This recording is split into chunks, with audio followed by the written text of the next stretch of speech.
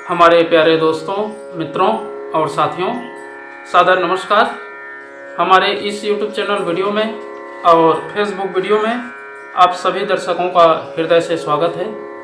मैं हूं आपका इष्ट मित्र दोस्त मिस्टर शांतिलाल डंसेना, बड़े डूंगरपाली, राबर्टसन, खड़सिया, जिला रायगढ़, छत्तीसगढ़, भारत से हूं।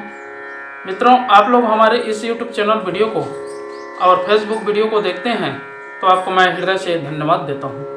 अगर आप लोग हमारे इस YouTube चैनल वीडियो को पहली बार देख रहे हैं तो आपसे मैं निवेदन करता हूं, इसको सब्सक्राइब जरूर कर दें। बेल आइकन का जो घंटी है उसको भी क्लिक कर दें और विशेष रूप से ऑल ऑप्शन का चयन करना होगा, ताकि हर रोज़ नए वीडियो जो डालते हैं उसका नोटिफिकेशन सबसे पहले आपको उपलब्ध हो सके। शुरू से अंत तक जरूर देखें, सुने, समझें, अनुभव भी करें। मन कहे, उचित लगे, अच्छा लगे तो आप हमें एक लाइक जरूर दें और इष्ट मित्रों के पास शेयर भी करें।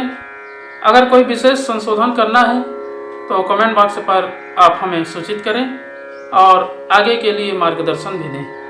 आपका दिया हुआ मार्गदर्शन हमारे श्रेष्ठ जीवन का आधार है। मित्रों, ओम शब्द की उत्पत्ति इस ब्रह्मांड में अद्भुत रूप से होती है। ओम में 3 अक्षर मिले हुए हैं, आ, उ, म।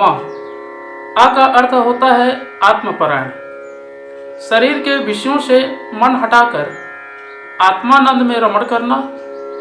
और उ का अर्थ होता है उन्नति, अपने को शारीरिक, मानसिक, बौद्धिक, आध्यात्मिक सभी क्षेत्रों में आगे बढ़ाना।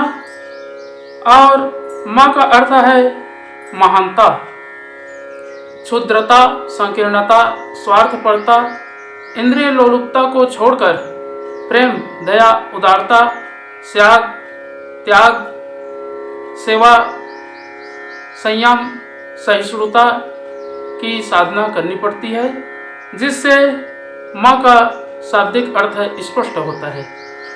मित्रों, जब तक हम अपने शरीर को महत्व देते हैं और आत्मा की रक्षा नहीं करते हैं तो वह भौतिकवाद कहलाता है।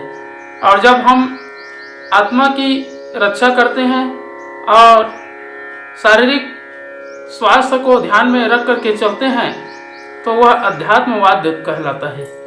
हम आध्यात्मिक जीवन जीना चाहते हैं, लेकिन अपने शरीर के पोषण के लिए पूरे दिन रात समय को व्यस्त कर देते हैं तो आत्मिक संतुष्टि प्राप्त नहीं हो पाती है। इसलिए मित्रों, हमें कर्म योग का संदेश जन जन तक समझना पड़ता है, पहुंचाना पड़ता है और हर प्रकार के रहस्यों के आधार पर जितने भी दुख है उनसे छुटकारा पाया जा सकता है। हम बुद्धिमत्ता, विवेकपूर्वक निर्णय करें कि हमें सत्परिणाम के लिए, जीवन विकास के लिए क्या करना है। जो करना हो उसमें तत्परता पूर्वक जुट जाएं। यदि अपना कर्तव्य पालन किया जा रहा है तो असफलता में दुखी या सफलता में हर्षोल्लास होने का कारण कोई नहीं। फल देने वाली शक्ति दूसरी है। हम तो अपना कर्तव्य पूरा करें, यह भावना अनासक्त योग है। जो इस दृष्टिकोण से सोचता है वह सदा प्रसन्न ही रहता है। दुख या कष्ट में भी उसे अप्रसन्नता का कोई कारण दिखाई नहीं पड़ता। मित्रों, जब तक हम अपने विचारों को संशोधन नहीं करते हैं और सूक्ष्म जगत का परिष्कार नहीं करते हैं तो आत्मा जो है कुंठित रहती है और उसमें जो देव मानव बनने की अद्भुत विलक्षण शक्ति होती है वो प्रतिभाशील नहीं हो पाती है। और उसी के कारण से व्यक्ति जो है मृत्यु के अंधकार के गर्त में गिर जाता है और हमेशा जीवन को समाप्त कर देता है। इसलिए मित्रों, अपने आप को समझना और जीवन और मरण के रहस्य को समझना अति आवश्यक है।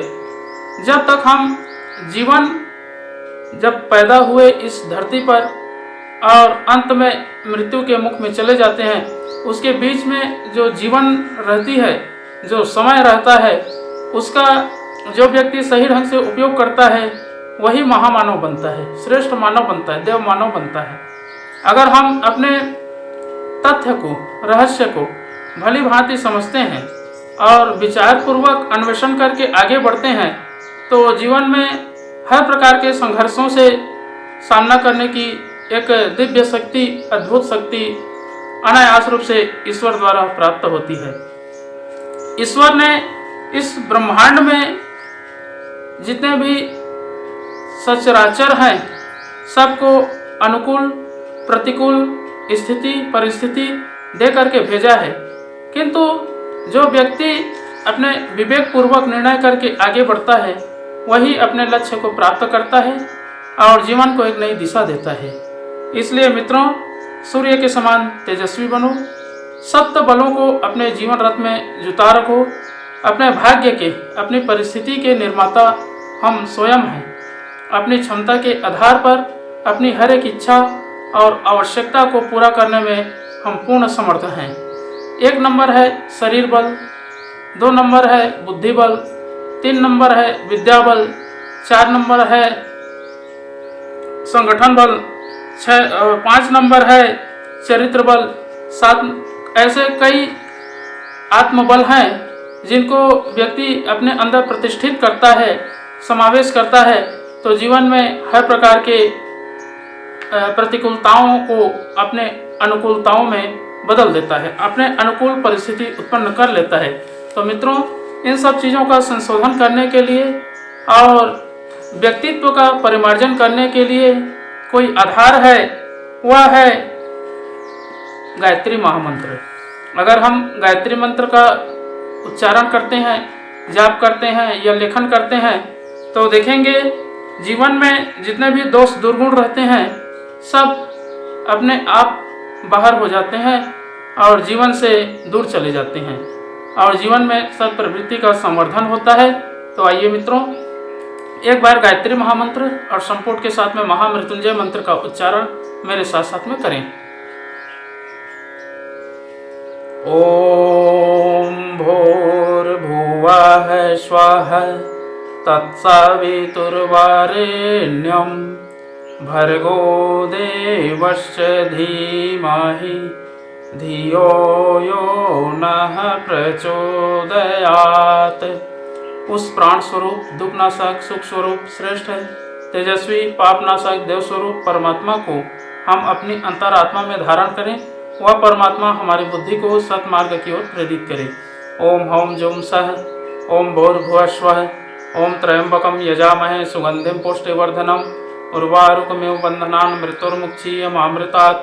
ओम स्वः भुवः भुः ओम सह जुम हौम ओम मृत्युंजय महादेव त्राहि मां शरणागतम् जन्म मृत्यु जरा व्याधि पीड़ितं कर्म बंधनाय। ओम असंभवं संभव कर्तुमुद्यतं प्रचंड झंझावृत्तिरोध सक्षमं युगस्य निर्माण कृते समुद्यतं परम महाकालमं नमाम्यहम्। ओम अस्तु मा सद्गमय तमसो मा ज्योतिर्गमय मृत्युर्मामृतं गमय। परम पूज्य गुरुदेव, वेद मूर्ति, तपोनिष्ठ, युग दृष्टा, युग प्रवर्तक, युग ऋषि पंडित श्री राम शर्मा आचार्य जी, परम वंदनीय माता जी भगवती देवी शर्मा जी और आद्य माँ गायत्री माता, धरती माता, भारत माता, प्रकृति, पर्यावरण, सूर्यदेव, महाकाल भगवान, सरस्वती माँ, लक्ष्मी माता, सभी ग्रह नक्षत्र, अखिल विश्व ब्रह्मांड के सभी देवी देवताओं के सूक्ष्म संरक्षण में जितने भी हमारे YouTube चैनल के माध्यम से, फेसबुक के माध्यम से, व्हाट्सएप स्टेटस के माध्यम से वीडियो देख रहे हैं, सुन रहे हैं, समझ रहे हैं, ऐसे हमारे प्रिय आत्मीय, आदरणीय, सम्माननीय, परम हितैषी हमारे देवतुल्य भाइयों, देवी स्वरूपा माताओं, बहनों, आप लोगों को मेरा सादर प्रणाम। ऋषि चिंतन के सानिध्य में से आज का जो एक बहुत ही महत्वपूर्ण सुविचार है आपके पास प्रस्तुत करने का प्रयास कर रहा हूँ। आज का सुविचार है मित्रों, अनंत पारा दुष्पूरा तृष्णा दोष सता वहा। बड़ा अद्भुत सुविचार है। संपत्ति मात्र एक सीमित मात्रा में अपने पास रखी जा सकती है, उससे अधिक रखने के लिए गोदाम अपने पास है ही नहीं। फिर तृष्णाजन्य उपार्जन से संकट यह खड़ा हो जाता है कि जो चाहा गया है यदि उतना मिलता भी जाए तो वह संचित ना रखा जा सकेगा। चीज चाही हुई हो, प्रिय भी हो और मूल्यवान भी, पर उसे रखने का प्रबंध किए बिना उसे जहां तहां कैसे फेंक दिया जाए। स्थान बनाए बिना संग्रह कर लेना मुसीबत मोल लेने के समान है। मित्रों, पेट में 4 रोटी का स्थान है। मिष्ठान सामने अधिक मात्रा में उपस्थित हो तो उन्हें छोड़ देने का मन ना हो, रखने की जगह नहीं। ऐसी दशा में खाए जाने पर पेट दर्द उठेगा ही। बाहर कहीं रखेंगे तो चोरी होने या सड़ जाने का संकट खड़ा होगा। यह है सांसारिक मुसीबतों की जड़। साधनों की कमी नहीं, पचाने की क्षमता नहीं। ऐसी दशा में तृष्णा अपनी ही होते हुए भी अपने लिए ही संकट उत्पन्न करती है। मित्रों, संसार में असीम वैभव भरा पड़ा है, पर वह पात्रता के अनुरूप ही उपलब्ध है। भगवान सुख इतना देता है जितना हजम हो सके, बिना पचे भी दर्द होता है। यही है तृष्णाजन्य दुख। अन्यथा इस वैभव से भरे संसार में हमें अकारण दुख क्यों उठाना पड़े। मित्रों, बहुत बहुत धन्यवाद। अगले बार नए विचार लेकर के नए वीडियो के साथ में आपके पास फिर प्रस्तुत होंगे। सादर नमस्कार।